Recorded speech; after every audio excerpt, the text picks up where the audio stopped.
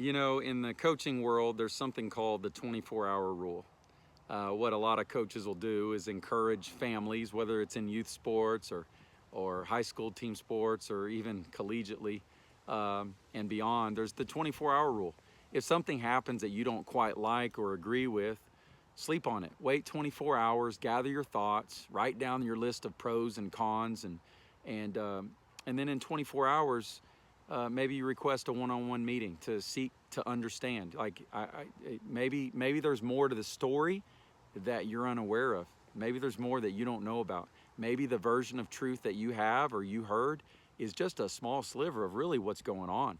And so oftentimes when you're dealing with organizations or with people and there's friction or there's problems or there's tension, what people tend to do is they rattle off, they fire off, you know, they go to the coffee pot and the lounge and they start just spewing things that, I don't know, there might be partial truth to it, or they may be way off out in left field, so to speak.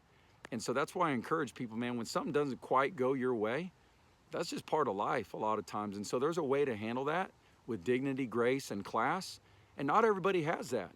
And so if you are a person that's seeking to be a champion and a leader, and people come to start to gossip or start to sow seeds of disunity and stuff, guard yourself against joining that party, because misery loves company.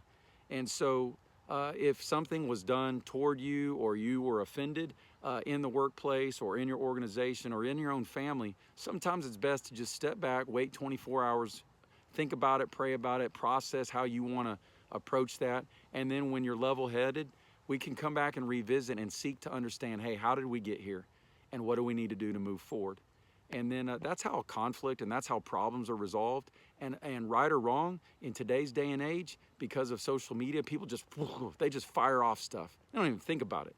And they're hiding behind a keyboard, and it's comical really to see the people hiding behind social media just to fire off and throw darts at people. I think the real champions, the real leaders, they get in a room, they listen, they're great listeners, they humble themselves, they solve problems.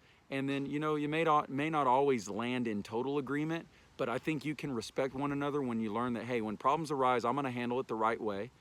I'm gonna be the right person in those settings, in those situations, and you can count on me.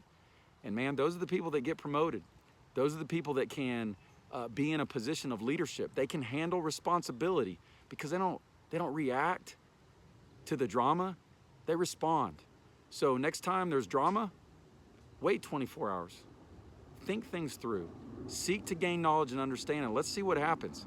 I bet on the other side of that conflict is some great growth for you personally and for your organization. Thanks. Have a great day.